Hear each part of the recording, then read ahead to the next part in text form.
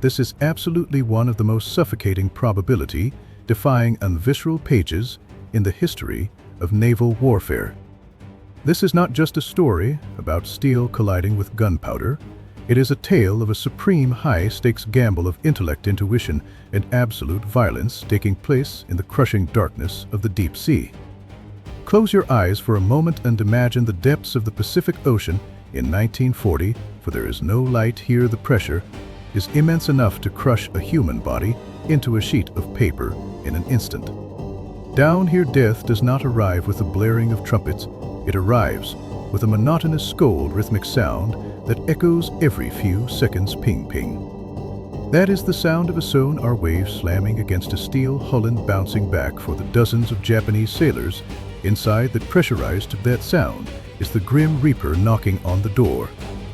And up on the surface there is a seemingly fragile American destroyer that is harvesting these deep-sea leviathans with an efficiency that borders on insanity. 12 days, 12 entire days.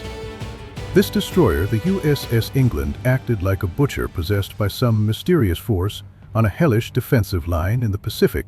It single-handedly sent 6 of the Imperial Japanese Navy mainline submarines to the bottom of the ocean. This is a record that had never been seen before and in all likelihood will never be seen again. Today, we are going to cast aside the dry statistics. I want to take you back to that May of 1944. A time filled with the smell of diesel, sweat and blood to step onto the deck of the USS England and personally experience this trembling storm of the hunt. The timing of this story is incredibly delicate. It is May 1940, for the noose of the Pacific War is slowly tightening. The massive U.S. fleet is preparing to deliver a thunderous strike against the Mariana Islands. The Imperial Japanese Navy, like a wounded beast backed into a corner, decides to go all, and they gather the elite of their remaining submarine force, attempting to lay a trap of death directly across the American path. Enter our protagonist, the USS England. If you saw her, you might be disappointed. She was not a majestic Essex-class aircraft carrier, nor a Lexington-class battleship bristling with massive guns. She was just a Buckley-class destroyer, escort, hull number DE-635 in the grand scheme of the massive fleet. This type of ship was a consumable. Her armor was pitifully thin. Her firepower was underwhelming, and the vast majority of her crew were green recruits who had never seen blood. Her Captain Lieutenant Commander Walton Pendleton, though possessing a steely gaze, was on his first command tour for a combat patrol of this intensity. By all conventional logic, when facing a wolfpack of battle-hardened and Japanese submarines, this little tin can should have been the prey, not the hunter. But fate dealt the USS England a wild card, an ace that even most American commanders at the time did not fully understand. It was the Hedgehog anti-submarine system. Before the Hedgehog appeared, anti-submarine warfare was essentially a game of blind man's bluff, relying heavily on luck. Traditional depth charges were powerful, yes, but they were incredibly clumsy to use. You had to drive your ship directly over the submarine head and then roll the charges off the back like dumplings.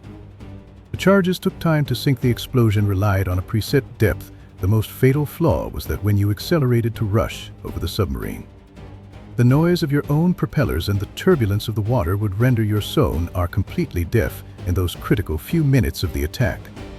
The hunter was blind and deaf. If the submarine shifted its rudder even slightly, it could slip away. Furthermore, if the depth charges exploded without hitting, the massive shockwaves would disturb the hydrological environment of the entire area, leaving the sonar screen full of static and noise for the next 15 minutes. In other words, if you missed your first shot, the sub was basically gone. But the Hedgehog completely flipped this logic on its head. Think of it as a massive forward-throwing shotgun mounted on the bow of the ship. It could instantly hurl 24 mortar-like projectiles about 200 yards ahead. When these projectiles hit the water, they formed a massive circular pattern of death over 100 feet in diameter. The most terrifying design element was the fuse. It was a contact fuse. This meant the warhead would only explode if it directly impacted the hard metal shell of a submarine. If they missed, they would sink silently.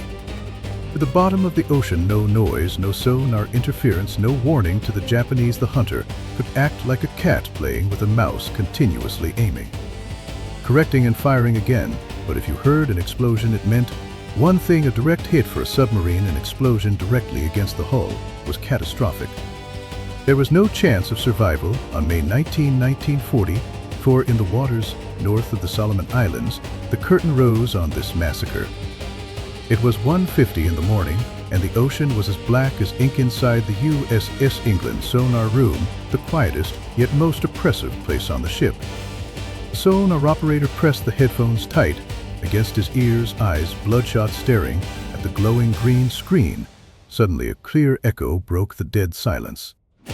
Target confirmed: Japanese submarine I-16. She was fully loaded with rice and rubber, attempting to run a supply mission to a besieged garrison.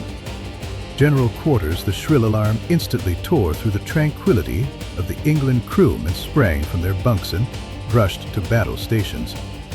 Captain Pendleton stood in the combat informations center, the brain of the warship. On the plotting table, the blip representing the Japanese sub was moving fast. The captain of I-16 was clearly a veteran.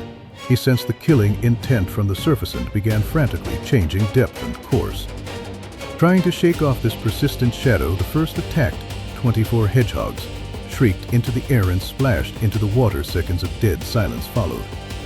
Nothing happened, no explosion. The crew hearts sank. Was this secret weapon just a toy? Then came the second attack, the third, the fourth. Each time it ended in a despairing silence. For these rookie sailors, the psychological torture was immense. Every failed run consumed their confidence and chipped away at the captain authority. But Pendleton did not waver. His eyes were cold as ice. He looked at the sonar data, his brain calculating furiously. The Japanese sub was maneuvering, evading, that was certain, but he trusted the math, he trusted the probability. At 2:35 in the afternoon, the fifth attack since contact, the England adjusted her approach angle again. This time Pendleton seemed to anticipate the very soul of his opponent fire. With the command 24 messengers of death dove into the water. Once more, 1 second, 2 seconds, 3 seconds, just as everyone thought it was another miss. A sound came from the deep, a dull, sickening metal on metal crunch that made your teeth ache. Immediately following, it was a chain reaction of earth-shattering explosions. This was not the muffled thump of a depth charge, but the scream of steel being torn apart from the inside. A massive shockwave, like an invisible giant hand, violently lifted the stern of the USS England out of the water. The entire ship shuddered violently, as if fearing the destructive force it had just unleashed. 20 minutes later, the surface of the sea began to slick over with large patches of oil, the blood of the submarine. Then came the debris, shredded cork, insulation, splintered wood, and rice bags marked with Japanese characters floating up like ghosts. I-16, along with the supplies in her belly and her entire crew, was instantly erased from existence. The USS England had secured its first kill, but this was merely the opening of the gates of hell, while the crew of the England was still savoring the taste of victory. Thousands of miles away in Pearl Harbor, the intelligence geniuses of the U.S. Navy intercepted a top-secret message. The Japanese were planning an operation code named NA. They were deploying a picket line of 7 of their most advanced submarines in the waters between Truk and Manus. They intended to ambush the American carrier fleet there. In intelligence warfare, this is what you call God mode. The U.S. Navy did not just know the wolfpack was coming, they knew exactly which hole each wolf was going to hide in. Admiral Halsey, the bull known for his aggression, immediately issued the order: send the England. Since she has proven the Hedgehog works, let her go and dismantle this NA line for me. On May 20, the England, along with her two sister ships, the USS Raby, formed a hunter-killer group. Like sharks that had smelled blood, they raced toward the designated coordinates. May 22nd, 3:50 in the morning, another moonless night, a faint blip suddenly spiked on the radar screen of the USS George. It was the Japanese submarine, or O1's Eero 6. She was on the surface recharging her batteries. Her lookouts might have been dozing off, or perhaps the sound of the waves masked the engine noise of the approaching American ships. When the George's massive searchlights suddenly stabbed through the darkness, illuminating the wet black conning tower, The Japanese were terrified. Our O-1's Hero-6 crash dived. You can imagine the chaos inside, that subtle arms, blaring men shouting. But this was exactly the opportunity the England was waiting for. Our O-1's Hero-6 had gone under, but she had not gone far. Captain Pendleton, acting like a cold-blooded surgeon, directed the England to cut into the attack, run. The first volley missed a calibration shot. Then, the second wave of Hedgehogs blanketed the target area. This time there was no long wait. Almost the instant the projectiles hit the water, the ocean floor erupted. 3 massive explosions overlapped, creating a terrifying resonance. You could even see the red flash of the underwater fireball from the surface. The explosion was so violent that the deck of the England buzzed against the sailors' feet. Rowan's Hero-6 was blown into pieces underwater, taking her secrets into eternal silence. The next few days were, for the Japanese submarines in that sector, a nightmare, from which they could not wake. The USS England was like a ghost with a cheat code, moving down the Japanese line and calling out names. May 23rd. Rowan's Hero-4 detected this submarine, tried to escape by diving deep, hitting the limit of 300 feet at that depth.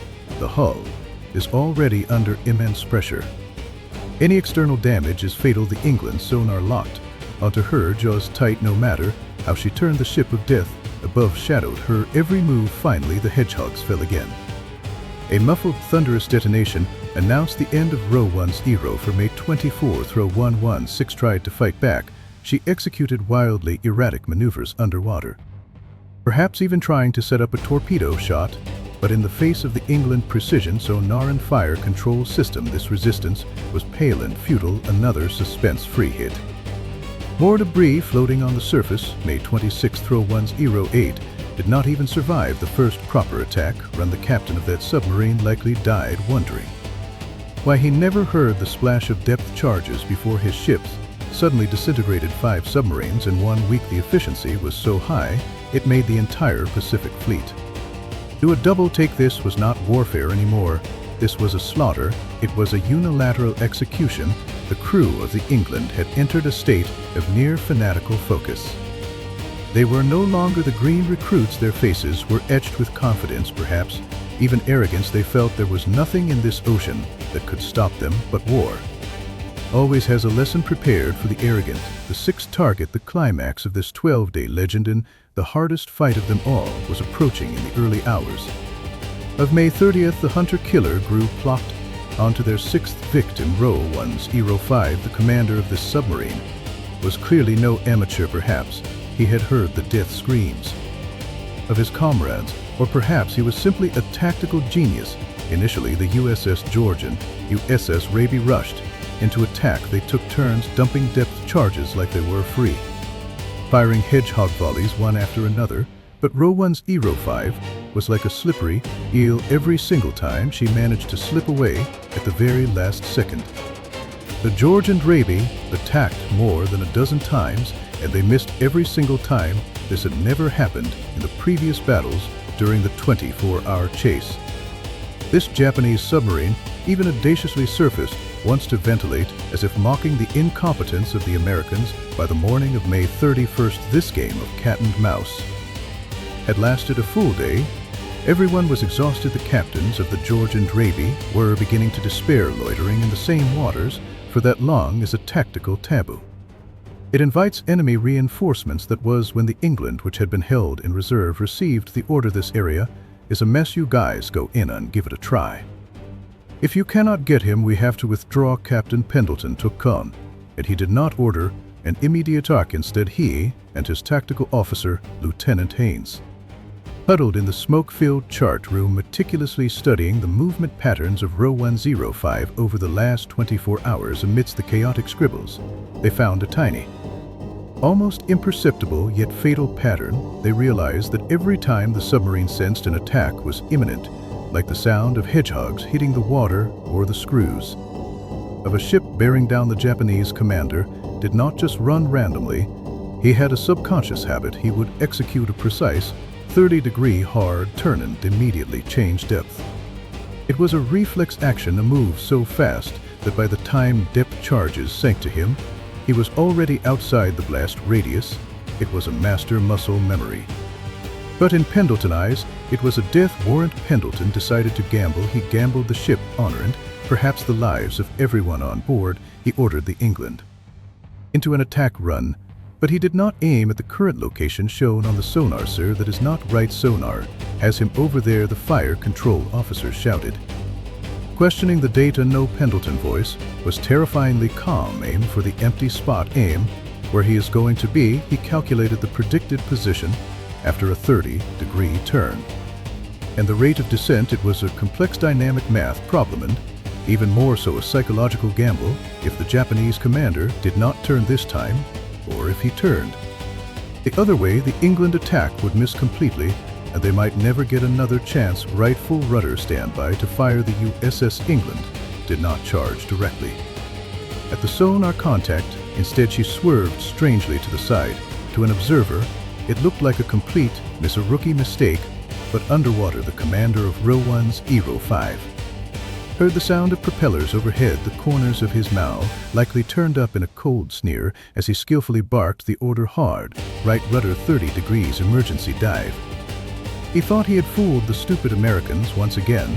He was waiting for that familiar sensation of a miss, the rush of surviving another scrape. However, just as he completed the turn, just as he was preparing to enjoy that relief, he discovered with horror that the web of death had not fallen where he was, but had fallen precisely fatefully directly onto the new course he had just maneuvered into. On the surface, white smoke puffed from the England bow as 24 Hedgehog projectiles traced graceful arcs into the water. Seconds of silence. It felt like a century. The entire crew held their breaths, staring at the patch of sea. Then not one, not two, but a series of dense, spined, ingling explosions erupted from the seafloor. That was the sound of Hedgehog smashing into the hull. One after another, the sound of metal tearing.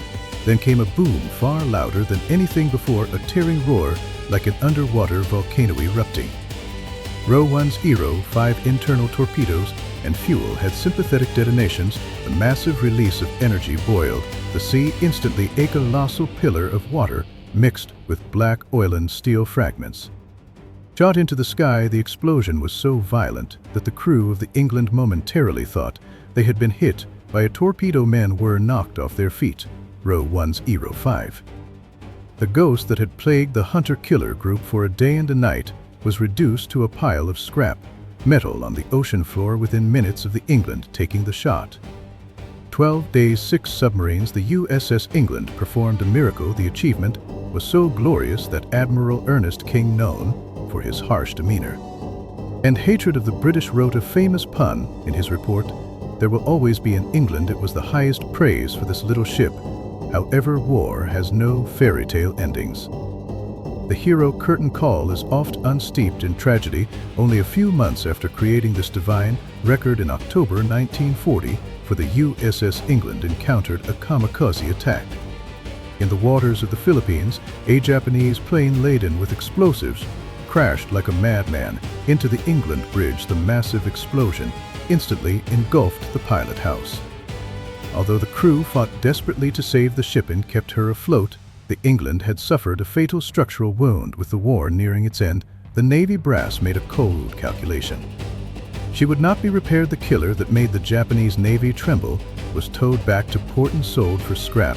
This is the cruelty of war. It creates legends, and then it ruthlessly discards them. Today, those 12 days of frantic hunting have become just a string of data in naval textbooks. But when you gaze upon the deep Pacific, remember this: miles down in the darkness, along the line once known as NA, those twisted piles of steel wreckage are still silently telling the story, a story of the hunt of Firend, of that god-like 30-degree prediction. Buried there are the remains of hundreds of Japanese sailors. And buried there is the USS England, most glorious moment.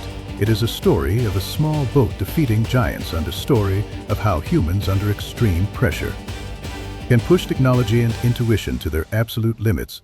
If you want to dive deeper into the forgotten abysses of history and uncover more tactical miracles, smash that like button and secure your connection to the channel. I am your historical depths observer.